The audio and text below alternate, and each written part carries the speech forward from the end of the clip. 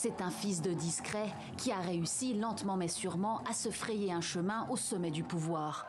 Félix Tshisekedi, 60 ans, est élu président selon la commission électorale à la tête de la République démocratique du Congo, loin devant ses concurrents. Un parcours loin d'être évident.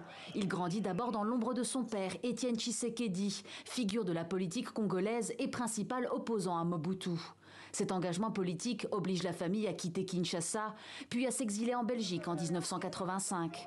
Malgré la distance, la politique congolaise reste au centre de la vie de Félix Tshisekedi. Il est le candidat naturel du parti paternel l'UDPS à la présidentielle de 2018, un an après la mort de son père. Les Congolais lui ont déjà trouvé un surnom, Fachi.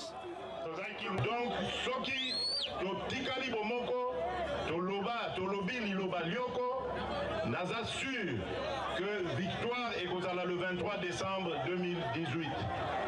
Fachi se présente et est déclaré vainqueur. Mais ce succès a un coût. Une alliance avec l'adversaire Joseph Kabila, président sortant.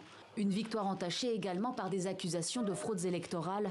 La mission d'observation de l'Église catholique déclarant même ses résultats contraires à la vérité des urnes et confirmant plus tard la victoire de l'opposant Martin Fayoulou. Sans conséquence, la cérémonie de prestation de serment aura bien lieu.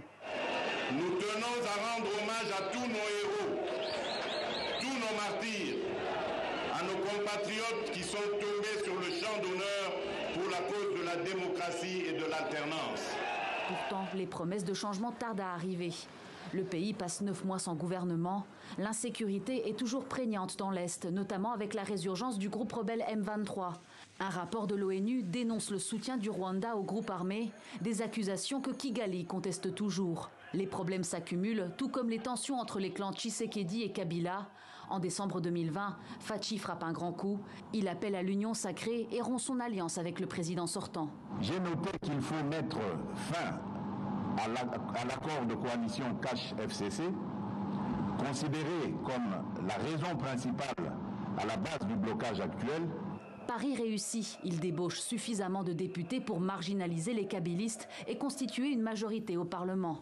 En 2022, l'ONG congolaise L'Observatoire de la dépense publique dénonce une aggravation de la corruption. Quant à la population, elle réclame toujours une amélioration des conditions de vie. En 2023, l'élection présidentielle ne fait pas exception aux contestations.